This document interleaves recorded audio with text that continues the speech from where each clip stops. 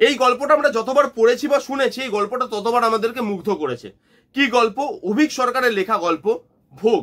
এবার এই গল্পটা আমাদের সামনে নিয়ে আসতে চলেছে বাংলার সব থেকে বড় ওটিটি প্ল্যাটফর্ম হইচই। পরমদা এটাকে ডাইরেক্ট করছে, অনির্বাণ ভট্টাচার্য আছে লিড রোলে এবং তার সঙ্গে আছে পার্নো মিত্র।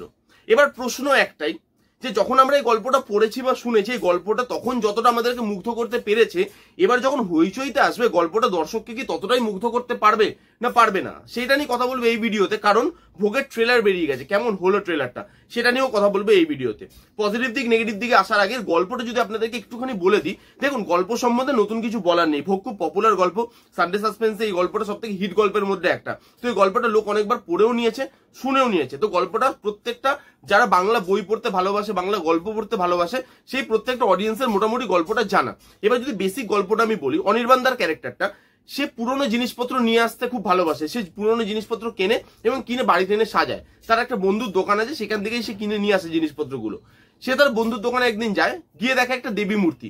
সেই দেবী মূর্তিটা দেখে তার খুব ইন্টারেস্টেড ফিল হয়, কারণ এই দেবী মূর্তিটা বাকি সমস্ত দেবী মূর্তি থেকে আলাদা।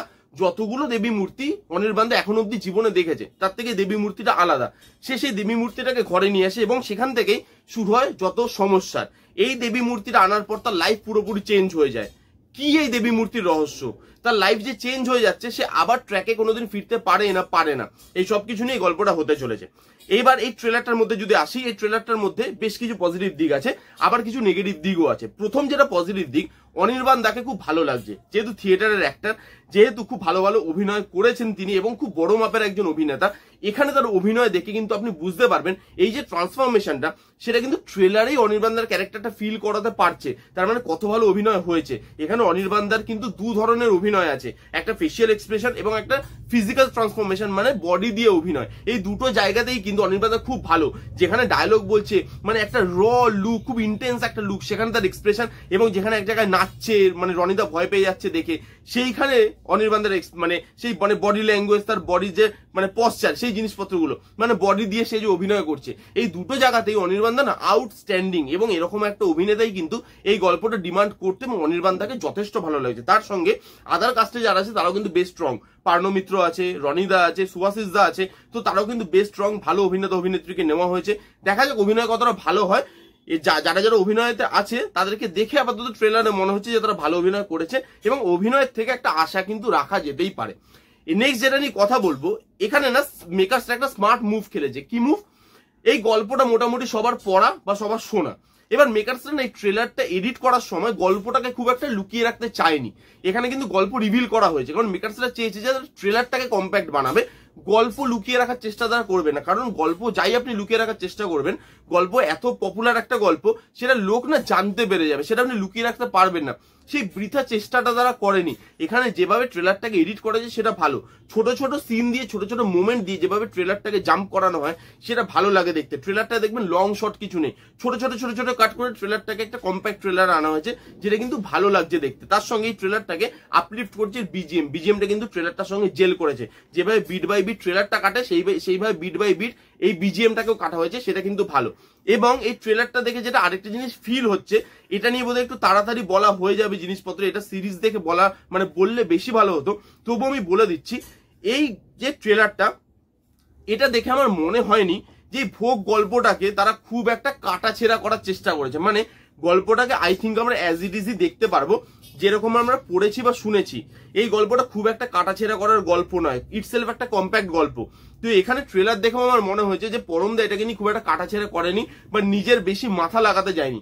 গল্পটা যেরকম ঠিক সেরকমই প্রেজেন্ট করার চেষ্টা করা হয়েছে, এবং আশা করবো সেরকমই যাতে করা হয়, কারণ সেটা করলেই এই সিরিজটার জন্য ভালো হবে। এটা নিয়ে বেশি কাটাছেড়া করতে গেলে গল্পটা আর কি মানে গল্পটা দেখাই যাবে না।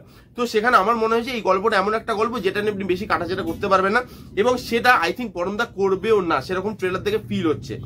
এবার এর যদি নেগেটিভ দিক নিয়ে কথা বলি, এই ছিল মোটামুটি পজিটিভ দিক।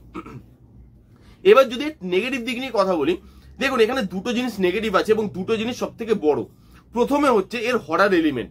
এই গল্পটা যখন আপনি দেখবেন, পড়বেন বা যখন শুনবেন, এখানে এই গল্পটার একটা গুণ আছে, এই গল্পটা একটা হরার অ্যাটমসফিয়ার আপনার চারিপাশে তৈরি করতে পারে। যখন শুনবেন তখন তো বেশি করে, তো সেইখানে এই যে হরার অ্যাটমসফিয়ারটা, এটা কিন্তু ট্রেলারটা কোনোভাবে অডিয়েন্সের সামনে ফুটিয়ে আনতে পারেনি। এখানে হরার ফিলটা পেলামই না ভাই। হরার দেখে হাসি পাচ্ছে, ওই যেখানে মোমবাতিটা নিয়ে ঘুরবে একটা ভূত এসে মোমবাতি নেভাবে, মনে হচ্ছে মুখে জ্যাম মাখিয়েছে, একদম বাজে হরার সিকোয়েন্সেস। ভয়টাই কাটিয়ে দিল। ওই ভোগের গল্পটার যে একটা ইনার ভয় আছে, ইনার একটা দম বন্ধ করা ব্যাপার আছে এই গল্পটার মধ্যে, সেই জিনিসটা ট্রেলার ফুটিয়েই আনতে পারেনি। পুরো গল্পটায় ভয়টা না পুরো ট্রেলারটাকে একদম মানে একদম মুখ থুবড়ে ফেলে, ভয় একদম লাগে না, কোনো জায়গায় ভয় ওয়ার্ক করে না। এবং এই ভোগ গল্পটা যখন অ্যানাউন্স হয়েছিল তখন আমি বলেছিলাম একটা ভিডিওতে যে ভোগ গল্পটা বাংলার বাজেটে বানানো খুব মুশকিল, কারণ এই ভোগ গল্পটার জন্য বাজেট দরকার। কারণ এই ভোগ গল্পটাকে অ্যাটলিস্ট একটা প্রিমিয়াম জায়গায় নিয়ে যেতে গেলে, মানে পুরোপুরিও না, অ্যাটলিস্ট একটা প্রেজেন্টেবল জায়গায় নিয়ে যেতে গেলেও একটা ভালো বাজেটের প্রয়োজন, কারণ তার একটা ভালো লুক অ্যান্ড ফিল দরকার। এইখানে সেই লুক অ্যান্ড ফিলটা অনেক জায়গায় ল্যাক করেছে। সেই যে বাজেটের যে একটা প্রবলেম হয়েছে সেটা আপনি ভোগ দেখতে দেখতে বুঝতে পারবেন, মানে ভোগের এই ট্রেলারটা দেখতে দেখতে বুঝতে পারবেন যে বাজেটের যে একটা রেস্ট্রিকশন ছিল এবং তার জন্য যতটা তারা চেয়েছিল ততটা তারা অ্যাচিভ করতে পারেনি। এবার কিছু গল্প এরকম হয় যে সেই বাজেটটা অ্যাচিভ করতে না পারলে বা সেই লুক অ্যান্ড ফিলটা অ্যাচিভ করতে না পারলে সেই গল্পের যে রসটা বা সেই গল্পের যে একটা মানে গল্পটার যে মানে মানে মাধুর্যটা সেই জিনিসটা না পুরোপুরি পাওয়া যায় না। এখানে বাজেটের রেস্ট্রিকশন ছিল এবং সেটা যে থাকবে সেটা আমি আগে থেকেই জানতাম, কারণ গল্পটা আপনি যখন শুনবেন তখন আপনি বুঝতে পারবেন যে এই গল্পটা প্রচুর বাজেট ডিমান্ড করে। এখানে সেই বাজেটটা দেওয়া সম্ভব হয়নি, যার জন্য লুক অ্যান্ড ফিল কিন্তু অনেক জায়গায় ডাউন করছে ট্রেলারটাকে। এই ছিল ট্রেলারের রিভিউ, পজিটিভ দিক নেগেটিভ দিক। আমার ট্রেলারটা যদি বলতে চাই মোটামুটি লেগেছে। দেখুন এইটা পড়ার পর শোনার পর এই গল্পটা দেখতে হইচইতে কতটা ভালো লাগবে, কতটা ফুটিয়ে তুলতে পারবে সেটা আমি জানি না, বাট আমার এটা ওকে একটা ট্রেলার লেগেছে। আপনারা কারা কারা দেখেছেন, আপনাদের কি মতামত এই ট্রেলারটা দেখার পর আপনারা কমেন্ট করে জানান, এবং আপনাদের কাদের কাদের ভোগ পড়া বা শোনা সেটাও কমেন্ট করে জানান যে আপনাদের ভোগ গল্পটা কিরকম লাগে। এই ছিল ভোগের ট্রেলারের রিভিউ। কেমন লাগলো রিভিউটা জানাতে ভুলবেন না। ভালো লাগলে প্লিজ ভিডিওটা থামস আপ, লাইক করবেন, কমেন্ট করবেন, শেয়ার করবেন, চ্যানেলটাকে মাস্ট সাবস্ক্রাইব করবেন। দেখা হচ্ছে নেক্সট কোনো ভিডিওতে, ততক্ষণ bye bye, take care and be safe.